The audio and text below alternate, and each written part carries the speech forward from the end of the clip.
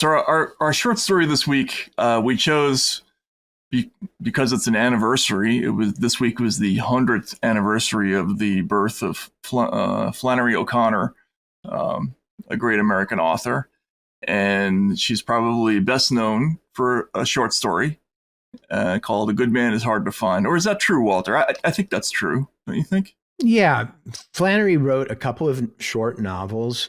One was made into a movie, Wise Blood. It's a very good movie. I suggest you see it.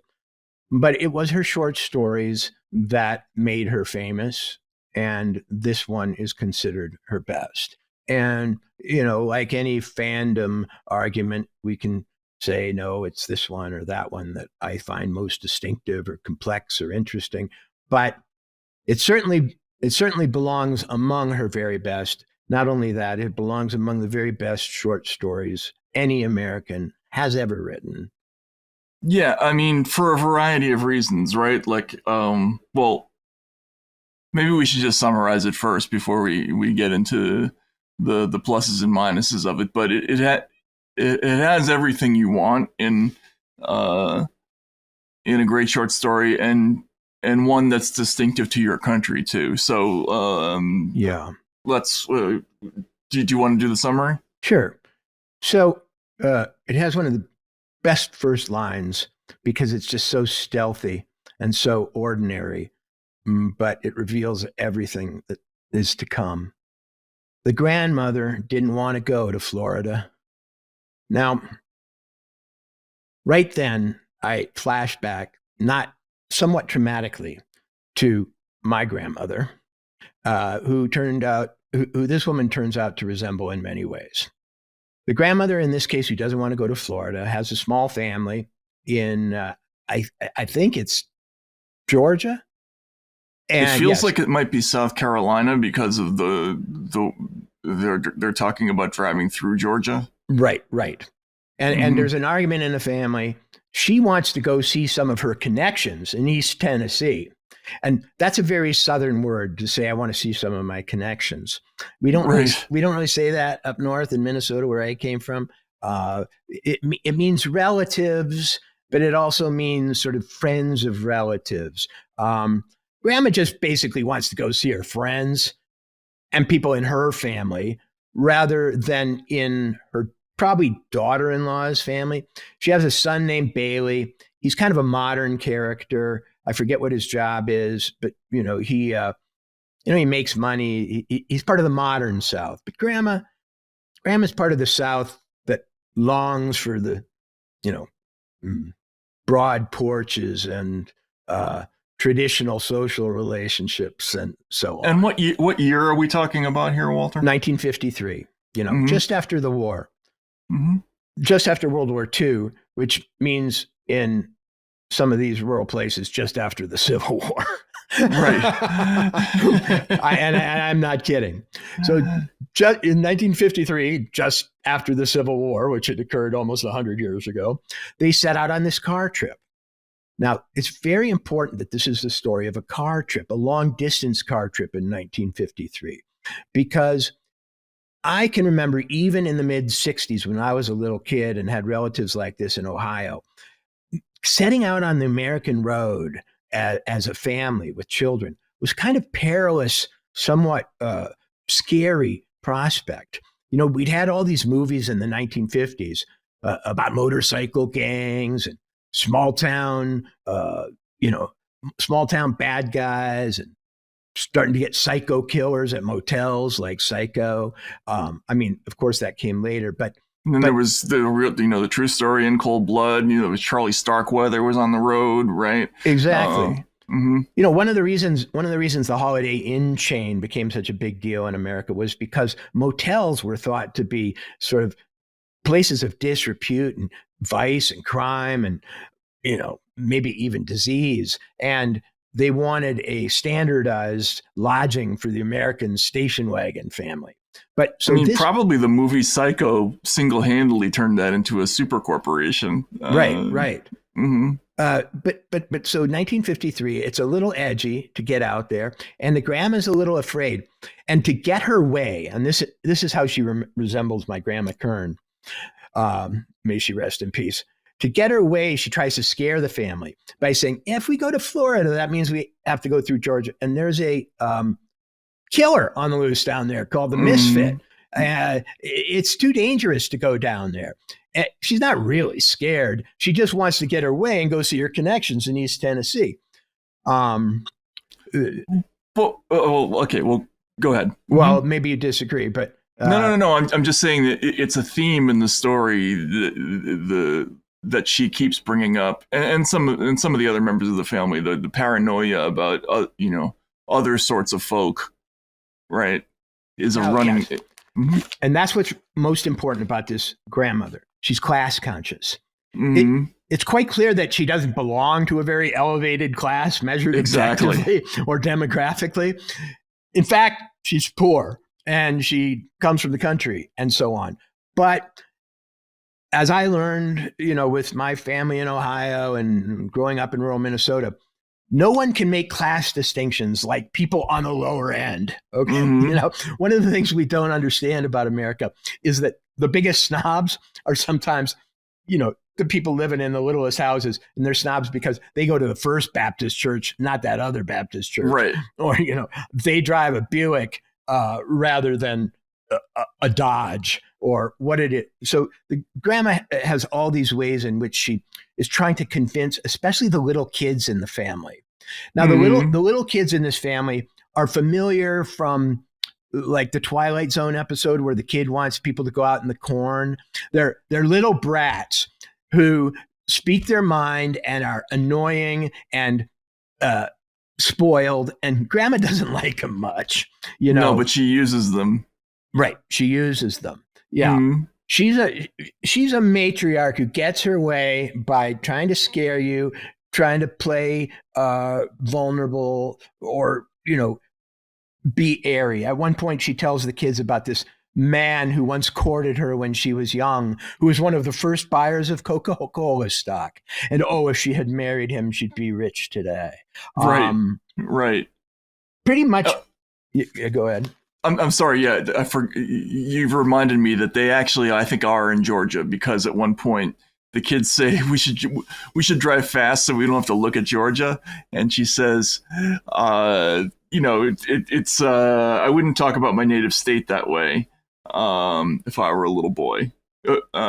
Tennessee has the mountains, and Georgia has the hills, she says. Right. So maybe they are in Georgia, I guess. So yeah, she's constantly everybody in this story, by the way, is full of cliches. There's almost nothing that's said until the end of the story that isn't a cliche. Flannery O'Connor is often praised for her characterization, but the truth is it's very thin in this story. It's all through the dialogue. Yeah. The grandma is just a kind of old lady who typifies uppity, cranky, willful, older lady who thinks the kids are too spoiled. And the son-in-law, or the son, hardly appears in this story. His name's Bailey. He's completely invisible. Even her daughter-in-law is barely described. It's mostly the kids. And the kids talk like this. Because this story makes you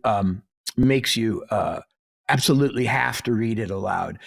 Anybody, it's rather short, and do the accents, even if you're not from the South, and do the voices, because it's written in such spoken language that to just let it be on the page and not in your mouth, I think is not to get all of it. Okay, so let's go through Georgia fast so we don't have to look at it much, John Wesley said. If I were a little boy, said the grandmother, I wouldn't talk about my native state that way. Tennessee has the mountains and Georgia has the hills. Tennessee is just a hillbilly dumping ground, John Wesley said. And Georgia is a lousy state, too. You said it, June Starr said. So it's not, they're all just sort of trading these truisms and these and not particularly interesting things. The kids aren't that smart. She's not that smart. No, I Bailey, mean she gives it. You know, she's talking to Bailey, and she's just giving him a deluge of advice about how to drive. Don't forget, there are cops behind the billboards. That's where they hide to to trap you, for speeding and everything like that. You know, it's just one old saw after another. Anyway, go ahead. It reminds me, yeah, exactly. And so the quality of the characters is not that of highly individuated people like Seymour Glass in Perfect Day for Banana Fish, the very peculiar war veteran who has certain ideas and strange depressive sentiments. She's just kind of every grandma who you've ever had been stuck in a car with, really. Southern Edition, 1953. Don't you run down your state? We shouldn't be out here. We should be going to East Tennessee where I know it's safe because there's a boogeyman named the Misfit is out here. And really, he is the boogeyman. And so you have a feeling that the story really is symbolic almost from the beginning, or at least it is representative. It's meant to represent a group of people, a set of attitudes, a kind of time and place. It's not doing a lot of work to create what they call rounded characters. Mm-mm. So there's really only a couple of things that happen in the story. They stop at a kind of combination gas station lunch counter. Well, you missed one thing though. They passed the black child. Oh yeah, they pass black child on the road, and the grandmother. And happens all the time in Flannery O'Connor stories. The older ladies of the garden club or whatever upscale club they have to make themselves feel of status will look at a little black child and say, "Isn't it cute? Look at that pickaninny. Look at the pickaninny." And one of the kids says, "He doesn't have any trousers on." and then grandma tries to be slightly liberal in that way and say, well, that's because they don't have much in those families. Don't be mean or something. Yeah, she says that while dropping an N-bomb. Right. Yeah. While dropping an N-bomb. Though it wasn't a bomb in her world. Right, exactly. In her world, it is just what you said. I was reading Travels with Charlie by John Steinbeck, set in the early 60s, about another road trip just the other day. And he goes down and sees a bunch of school. He goes down to New Orleans to see a school being integrated, where every day the black kids are walked into the school by police, and this group of white women, they call the cheerleaders, heaps abuse at them.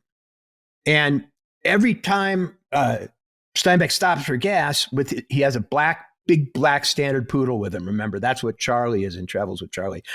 Every time the guy who fills up his gas says, "I thought you had an N-word in there with you. I guess it's just a dog."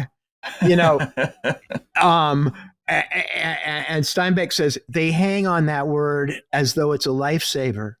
And it is a lifesaver. What it is it's a status saver. You get a sense, And right. So this grandma who pretends to be kind and care about the little boy with no drawers on, you're right. It just slips off her tongue.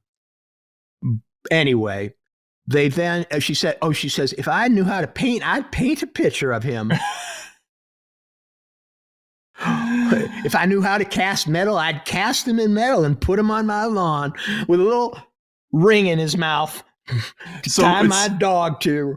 It's so funny that you bring up that line because it's so absurd. And it's one of the many moments in the story that will remind you of an almost totally opposite entertainment, National Lampoon's Vacation, which is another road trip story featuring a really annoying grandma, right? Who says completely annoying conventional wisdom things throughout the trip, but it takes obviously a different turn. Well, I had a grandma exactly like this, except she smoked Vantage cigarettes and insisted the windows be rolled up so the ashes don't blow around. She wasn't a Southerner though, but I remember her now in, cross-contamination with this character. So they stop at this roadside place to eat, and it's run by something like Red Sam. Red Sam, yep. Yeah, and I wasn't clear if he was white or black, actually. His wife is described as having lighter hair than her skin. A tall, burnt brown woman with hair and eyes lighter than her skin. it might be an interracial couple. I don't know. The story isn't really about race, but it is about the South, and I feel like it's slightly about race. We'll get into that, but yeah. So, but it is about class. It is about being better than and people being worse than. But they have a conversation at this place, and the kids run around, and the misfit comes up, the potential of meeting the misfit out on the road. And what else happens there, Matt? Anything? No, there's the line that's from the story. The title of the story comes up in that scene because the Red Sammy, who's the head of the place, starts talking about how, once two fellers came in here driving a Chrysler. It was an old beat up car, but it was a good one. And these boys looked all right to me. Said they worked at the mill, and I let them fellers charge the gas they bought. Now, why did I do that? Because you're a good man, the grandmother said at once. Yes'm, I suppose so, Red Sam said. And then, not that long afterward, he says, a good man is hard to find. Everything is getting terrible. I remember the day you can go off and leave your screen door unlatched. Not no more, So some of these attitudes are things we hear a lot now. And, I heard it nonstop growing up in small town Minnesota. This town has gone to hell. Right. You used to leave your screen door open. I didn't even have a key for my front door, And so at the lunch counter, basically the conversation is this sort of self-serving dialogue between the grandma and this guy about how the world has just really deteriorated, These are seen as the people who, I guess, in their day would vote for Make America Great Again, maybe. They think there's been a steep decline. But then when you get little hints about the world that existed before the decline, you're kind of terrified and you wouldn't want to live there. Right. But they also come to the conclusion that they too, Grandma and Red Sam, are the exceptions, good people. Mm-hmm. And I will tell you, Flannery O'Connor, if she has no other theme, it is that of pride, unwarranted pride. People who think they're good in Flannery O'Connor find out otherwise.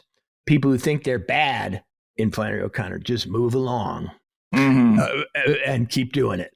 Anyway, they get out of the gas station, and she comes up with another ploy.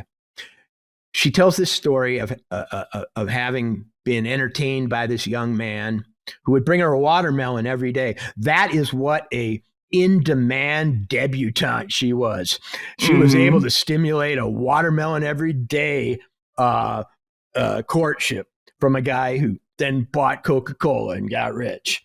Man, if I had to hear about every billionaire that my grandma could have married, I don't know what I would have done. But, and he became a general in the U.S. Army, but I married him. Right. This guy. Right. Yep. I could have married somebody else, but Right. So she wants to have the family just take a little side trip to see the house, the big this plantation house. She wants to take them back into the past, in other words, when the South was the South and a good man was easy to find and they were everywhere. And in fact, one was in love with her. And they have to go down a dirt road. And but there's an important point.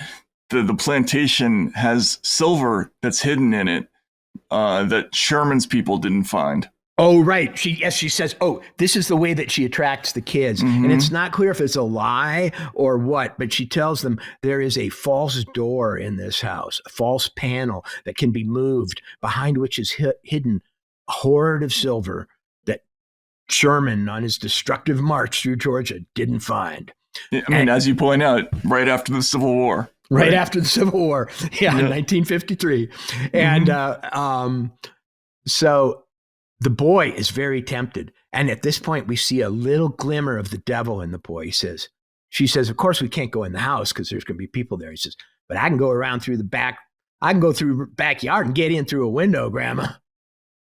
And I can look for it. You suddenly see Flannery O'Connor, the Roman Catholic, the Orthodox Roman Catholic, revealing original sin in this little boy, Well, he grew up to be the misfit. Anyway, they go down this road, and something that I haven't divulged yet is going on in the car. Grandma, like my grandma, who wanted to take her toy poodle everywhere and insisted it was the most important member of all our family that we all had to cater to. We could be driving down a freeway at 80 miles per hour, but if Pogo had to go to the bathroom, next exit. Anyway, she has her cat with her. She's hidden her cat under a newspaper. Under a newspaper.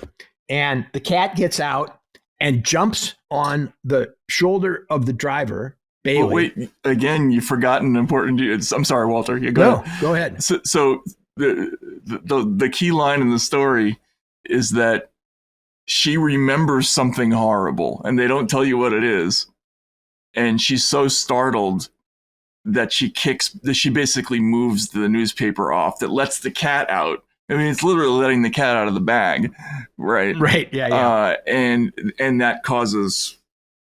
It jumps on the driver, Bailey, her son, and he flips the car into a ditch. He flips the car into a ditch.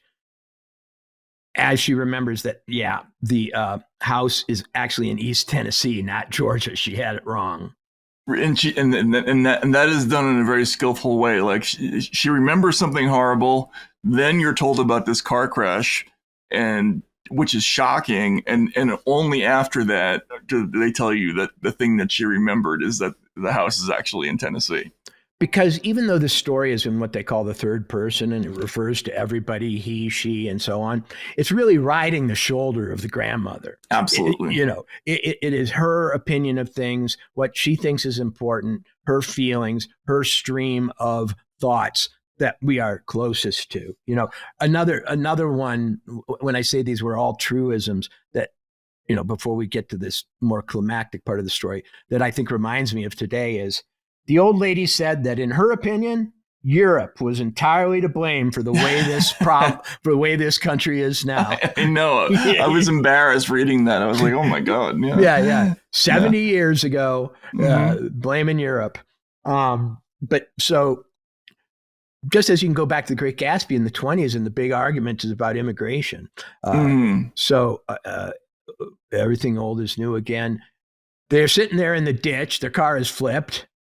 And here comes a long black car.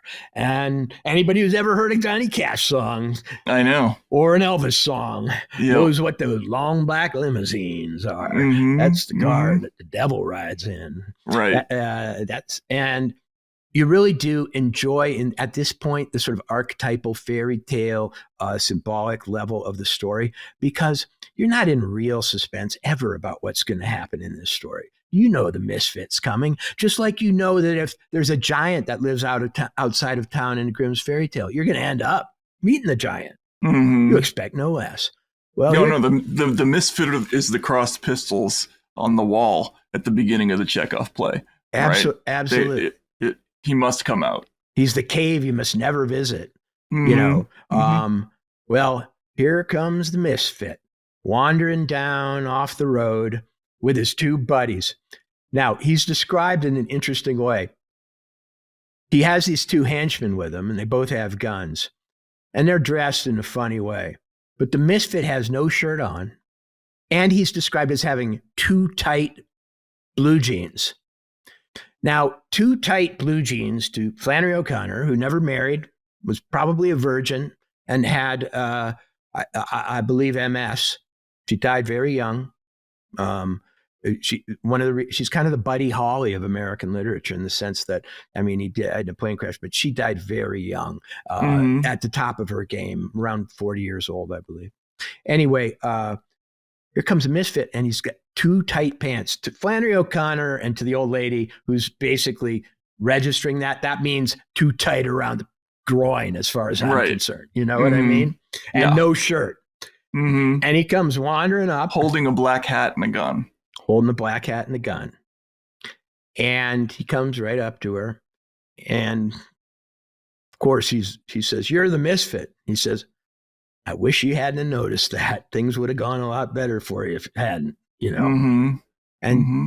then a terrible scene develops, one that doesn't have much humor to it in some sense. If we saw it on the screen, the misfits, Confederates, lead the family off into the woods.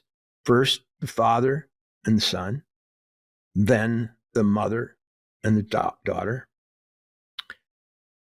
And while that's going on, the grandma is talking with the misfit and basically trying to convert him to Christianity. And appeal to his bigotry, not against black people, but she says, "Listen, I know you're a good man. You don't look a bit like you have common blood. I know you must come from nice people, right?" and this is after he's already led Bailey out into the woods. And how does he answer that question? It's interesting. So, yes, ma'am, finest people in the world. God never made a finer woman than my mother. My daddy's heart was pure gold. And then he says, "Watch them children, Bobby Lee." And then he doesn't say anything. He says, "Ain't a cloud in the sky," he remarked. "Don't see no sun, but don't see no cloud either. Neither." Later on, sorry. "Yes, it's a beautiful day," said the grandmother. "Listen," she said, "you shouldn't call yourself the misfit because I know you're a good man at heart. I can just look at you and tell." And he said, "I appreciate that." But then he goes into a speech at some point. He says, "No, I ain't a good man. But I ain't the worst in the world neither. My daddy said I was a different breed of dog from my brothers and sisters. You know," Daddy says, "it's some that can live their whole life without asking about it, and it's others has to know why it is. And this boy is one of the ladders. He's gonna be into everything. I'm sorry I don't have on a shirt before you ladies. We buried our clothes we had on when we escaped, and we're just making do until we can get better." But to your point, he's saying he's neither good nor bad, but he's of course the worst, right? And he's exactly the opposite of this grandmother. He doesn't have heirs. But he consistently and repeatedly shatters her pious, stupid illusions about life. First of all, he says, "Actually, brutally. I did come from good people, but I'm not that good." Right. In other words, let's bring our Catholicism into it, for example. I myself, I have free will. All people suffer from original sin, probably, and bad people can come from good people, lady. Didn't you know that yet? And then he's asked why he calls him, or he explains why he calls himself the misfit, and he says because he's suffered an injustice. He feels he's been punished he's done a lot wrong, but he feels he's been punished overly, inordinately, given what he's done. And she asks him what he's done. He says, "I don't remember. I really honestly don't remember what I did," which is another sort of wink at original sin, meaning like, I'm just a human being. And he kind of teases that out when he says later, I think there are a lot of us who feel we've been done worse by than we did. And he says, "I'm a little like Jesus. They punished him. He was perfect. Well, they punished me. I was imperfect, but not that bad." Yeah, and then there's a great scene where he says, she says, "You must have stolen something," and he said, "Nope, nobody had nothing I wanted, but it was a head doctor at the penitentiary said what I had done was kill my daddy, but I known that for a lie. My daddy died in 1919 of the epidemic flu, and I never had a thing to do with it." So he's sort of discounting. That's a joke again. That's a joke against Freudian psychiatry. Exactly. Right? Yeah, and pointing out that sin is sin, and it it's not about what happens to you in your childhood. It's about choices, free will, and all that stuff. And so she basically says he could pray and he be redeemed and get out of all this situation. What she's really doing is pleading for her life, of course, but not trying to save his soul. But the two go together. And the guy just says, but I don't want to be a better person. Right. Right. Don't you understand? And one of the great things about Flannery O'Connor was that because she was writing fiction and because she was writing truthful fiction about her time and place, she was able to avoid all the great pieties of the day. Psychoanalysis, if you were on the Upper West Side of Manhattan, was the be-all and end-all description of what goes on in humankind. She dispenses of it with a line. A kind of do-gooder Christianity in which, you can always come back. Just say the word Jesus and you're better. Well, I don't feel like it. How about the scientific idea that of genetics that higher people breed higher people? Nope, I'm good parents and I'm an asshole. So Flannery kind of gets rid of all the rationalist, pseudoscientific, socially acceptable explanations and excuses for sinful behavior in just this little conversation. And the conversation between the misfit and the old lady is what makes this one of the greatest stories ever written. And to get into all its complexities, would be fun, but suffice it to say that it is a theologically complex and yet completely ordinary conversation. One that you've seen a version of in a lot of movies where the victim pleads with the aggressor, trying to use regular categories to explain them, and the aggressor just may as well say, "I'm the devil, don't you understand?" And the particular reason he says that he doesn't want to get any better is that, well, if Jesus isn't real, then all we have is the pleasure we have in life. So why not go out killing people and watching them suffer and having that kind of fun? It's kind of the Nietzschean argument. God is dead, all is permitted. I'm the Superman. I do what I want, and I'm going to keep doing what I want. Yeah. I mean, it just tears this story. Like a lot of great satire sort of punctures holes in pieties and canned received wisdom that people say. This story starts with that, but then just keeps tearing until you're at the ugly core of your soul, right? Like it starts at the very surface level, picking on this grandmother, and if you read the story for the first time you read it, you'll think you might think you're reading like a Chekhovian atmospheric vignette about a bunch of people who talk a certain way and nothing really happens. And it isn't until about 2 or 3 pages into the story that you realize you're headed towards something very serious, and it delivers. I guess is what I'm saying. Like it goes all the way from the very trivial to the deepest, darkest, most horrible thing possible, and it's a real ride. And this character, the misfit, this was 1953, right? I mean, it reminds me a lot of the Folsom Prison Blues song by Johnny Cash. You mentioned him. With a line like, "I know I had it coming, I know I can't be free." Right. That I whole shot lyric, a man in Reno just to watch him die. Just to watch him die. That's the exactly. misfit. That's who the misfit is, and the train with all the people sipping coffee and smoking fine cigars or whatever it is. That's all going past somewhere else. This is happening right here, and this is real. Right. So in a Flannery O'Connor story, an honest villain beats a hypocrite every time. And the reason that evil exists is to remind us that there is no compromise with being good.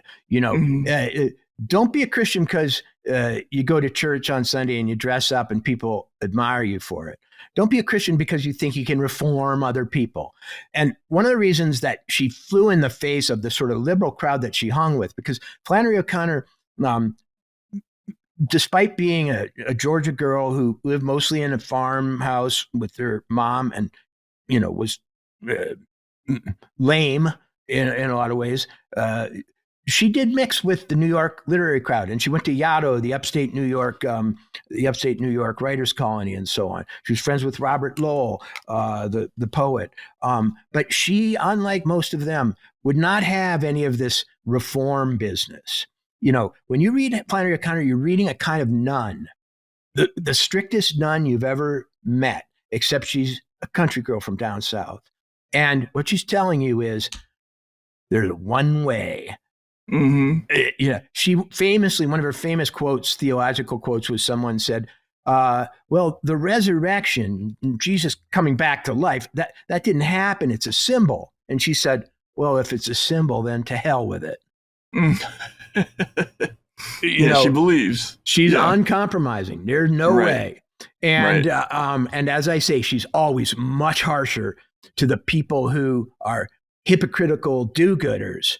And a lot of her stories are about some Southern woman who's basically kind of a racist or whatever, decides to try to be good or take in a bum or a drifter or work on the farm. And every time they end up being like killed by them, basically. Right. It's a warning to Americans that your goodness and your soft-heartedness and that comes from a place of privilege and so on may be rewarded by gunfire to the forehead. But so at the very end of the story, suddenly when she realizes she's going to die, she hears her family be dispatched in the woods. Bang, bang, bang, bang. She suddenly leaps up with a sense of love for the guy. For a moment, she sort of sees him and loves him. And a lot of people who commented on this story call it the moment of grace. And then he shoots her dead in the heart. In a way that's kind of like, by the way, and he looks back at his, and it has one of the greatest endings. And this is one of the great ending sequences ever. Underplayed. And he says to one, well, she would have been a good woman if she'd had somebody there to kill her every day, wanting to kill her every day. In other words, if it had been somebody there to shoot her every minute of her life. Yeah. It might have kept her honest, kept her from all this false pride, this bragging, this thinking that she's a good person, ignoring her selfishness, her willingness to manipulate, her vanity, and so on. And it's kind of like the Catholic idea of keeping a skull on your desk, to remind you that you're just, a breath away from death, perhaps. And then the Misfits buddy says, well, that was kind of fun, wasn't it? And he said, and he looks at him and what's the line? Shut up, Bobby Lee. It's no real pleasure in life. Yeah, shut up, Bobby Lee. It's no real pleasure in life. Even the misfit, even though he talked earlier about the cheap thrills to be had and, killing people and stuff, he's tired of it himself. No, this is like Schopenhauer talking about how the equation of life, the antelope that's eaten by a lion suffers horribly, but the lion is just lunch. You know what I mean? Like, and that's what this is. It's you almost as a reader at the end feel sorry for the misfit, because he feels like he's doomed to walk the earth, being the misfit, always kind of running from the cops, having to hang out with these two dumbasses who form who aren't the brains of the gang. And, it was fun once, but it's getting a little tiring, but what else can I do? He kind of walks the earth like a weird form of Jesus, killing for our sins. Mm-hmm. Yeah, no, it's, I don't even know how to describe it, but he's, there aren't many characters like him in literature. I can't really think. I mean, I guess if you think about like Faust or all these other stories where the devil appears, but it's not quite like that. It's a little different. There are Cormac McCarthy characters that are like this. Mm-hmm. There are characters in a lot of Southern literature. In the 60s, we had outlaws who maybe had a little more panache than this, and were kind of counterculture heroes, Bonnie and Clyde and so on.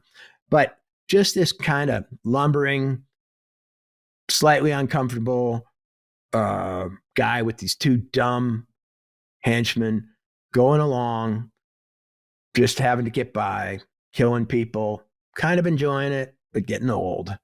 Mm-hmm. It's a wonderfully empathetic look at a psychopath. Mm-hmm. Mm-hmm. Yeah, and that would soon enter American consciousness through other things, through In Cold Blood and Psycho and Red. Yes. Yeah, this probably the story was the beginning of that fascination with that. He really reminds you of the villains of In Cold Blood, the two drifters, the Robert Blake character in the movie, and you get a strange sense in the end that Flannery didn't blink an eye watching that grandma go. I mean, she loved cartoons and comic books, and she had a cruelty to her, and it was the cruelty of the orthodox believer. And she did a lot of violence in her story. There's one where a bull gores a woman at the end. There are a lot of killers and a lot of drifters and a lot of, freaks, really. But she never pushes it too far. It always has, it doesn't feel like exploitation literature. Yeah, it doesn't. I apologize there. I was just thinking, remembering that there was some kind of weird cancellation episode with her during early 2020, when Loyola removed her works. The Jesuit University? Yeah, exactly. And it was because of an essay that was in New York Magazine called "How Racist Was Flannery O'Connor." So we've come full circle.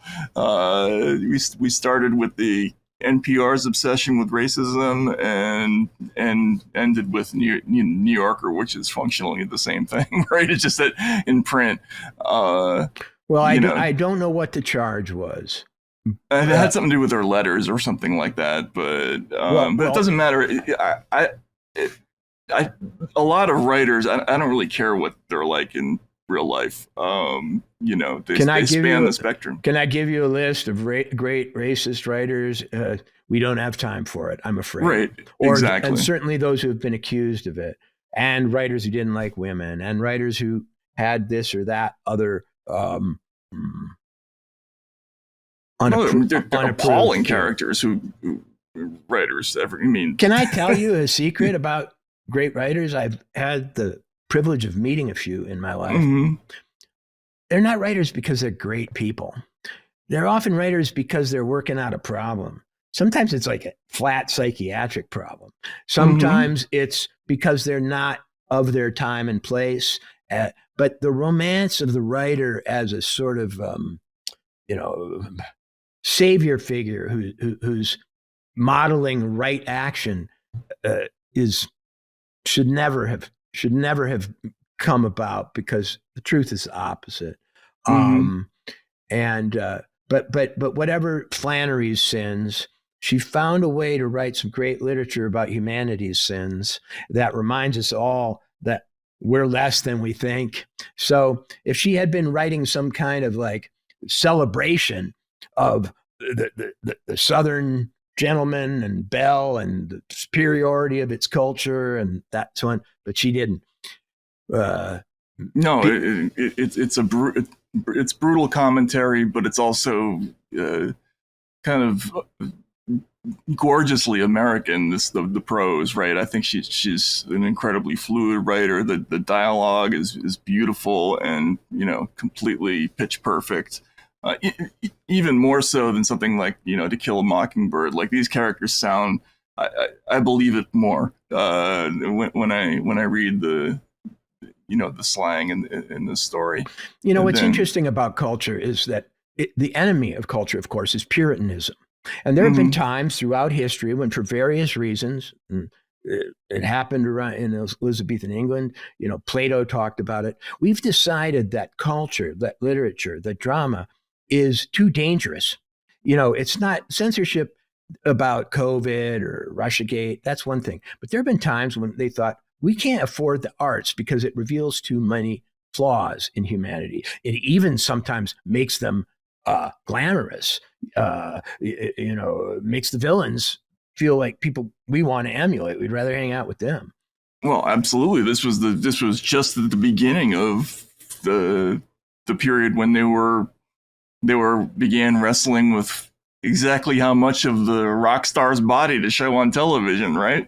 And the 50s were very messed up in that regard, right? Well, if we had Elvis's letters, it might not be completely laudatory document either.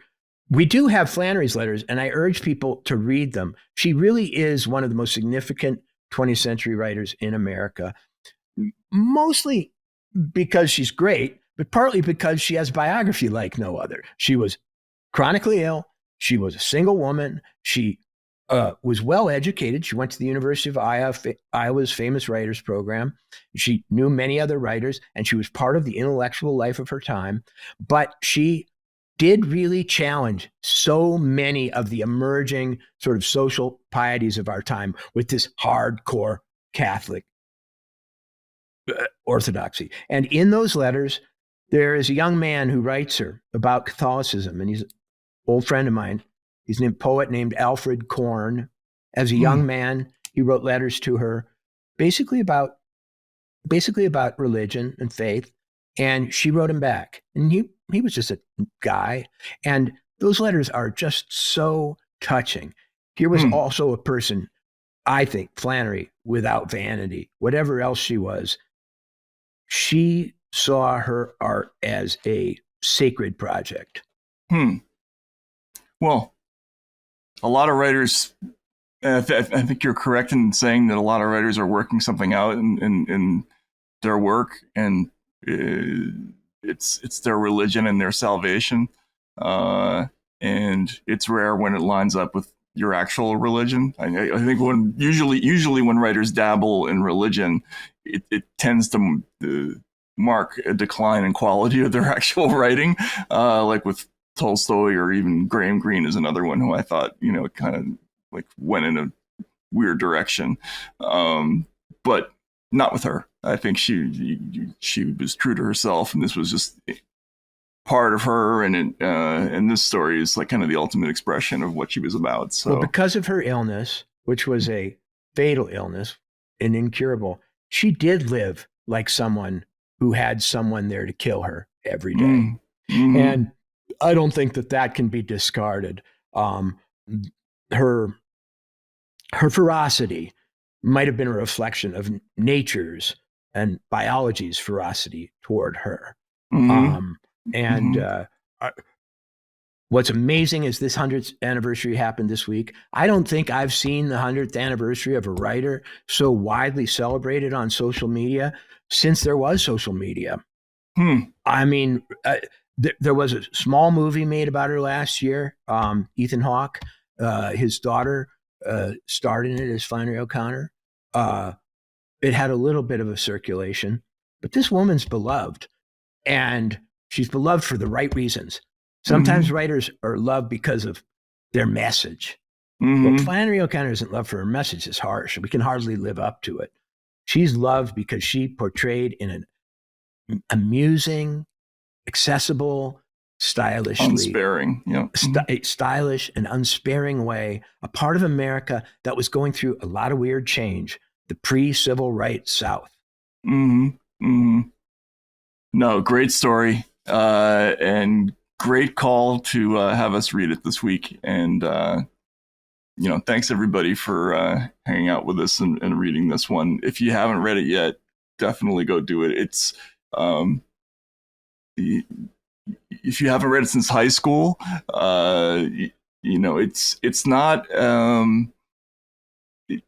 it's not as huge a a challenge as you might think it is. It's you can read it in the morning, and it's if you can read the newspaper, the local newspaper, then you can read this story.